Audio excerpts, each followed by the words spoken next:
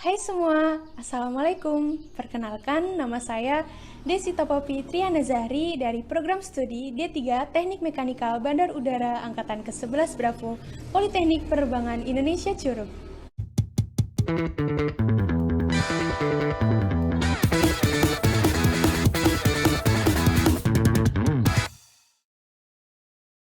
Di sini saya akan menjelaskan tentang apa itu elevator atau yang biasa kita sebut sebagai lift. Di sini teman-teman pasti udah sering ya menggunakan alat ini, entah itu di bandara ataupun di pusat perbelanjaan. Oke, di sini saya akan menjelaskan tentang apa sih itu elevator. Yuk disimak. Oke, di sini saya akan menjelaskan tentang elevator. Elevator disebut juga sebagai lift, yang berarti alat angkutan transportasi vertikal yang digunakan untuk mengangkut orang atau barang. Nah, selain itu, saya akan menjelaskan tentang komponen serta cara kerja dari elevator.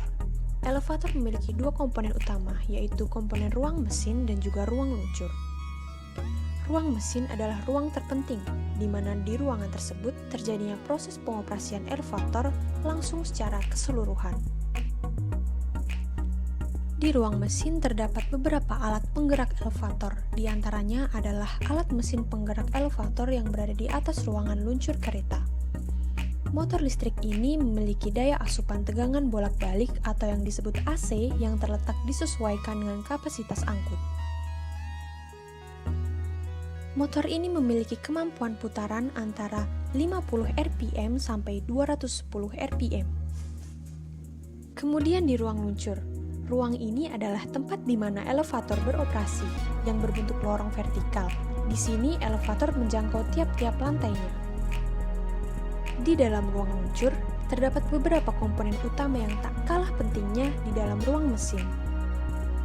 Kereta atau ruang penumpang elevator tergantung di ruang luncur yang bergerak naik dan turun.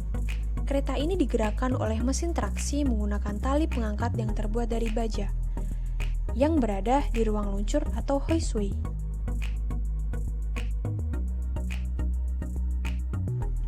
Hoistway dibangun di dalam gedung agar kereta tidak berayun dan tetap stabil saat beroperasi, maka digunakan rel pemandu setinggi ruang luncur. Kemudian terdapat sebuah bobot penimbang atau counterweight untuk mengimbangi berat kereta dari bebannya. Berat counterweight ini sama dengan berat kereta ditambah dengan setengah berat beban maksimum yang diizinkan. Hal ini bertujuan untuk meringankan kerja mesin traksi. Pada saat kereta dipenuhi dengan beban maksimum, mesin traksi hanya berupaya mengangkat setengah dari beban maksimumnya.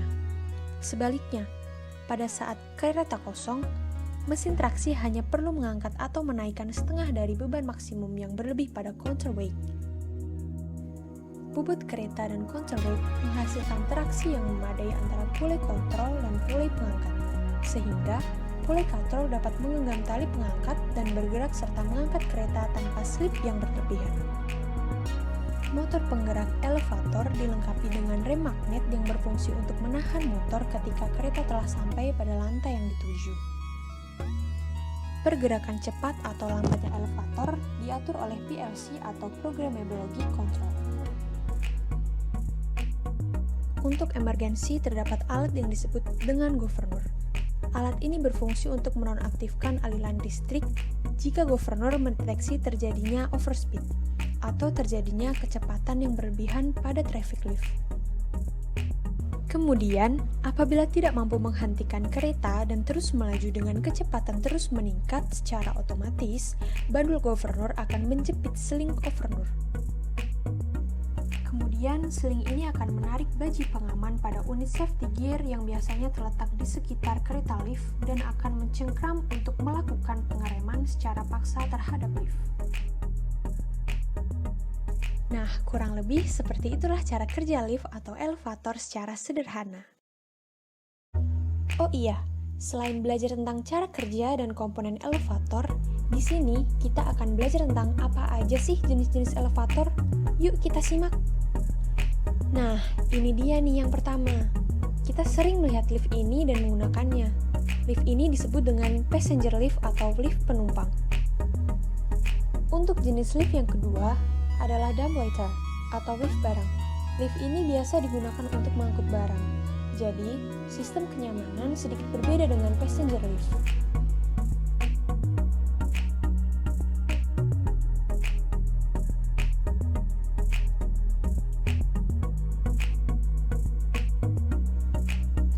Oke, yang selanjutnya ada elevator service atau lift service.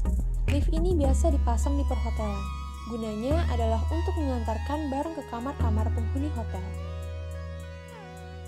Itulah jenis-jenis elevator yang perlu kita ketahui. Nah, gimana? Cukup jelas kan teman-teman? Semoga tayangan ini bisa bermanfaat ya bagi kita semua. Saya Desita undur diri. Wassalamualaikum warahmatullahi wabarakatuh. Bye!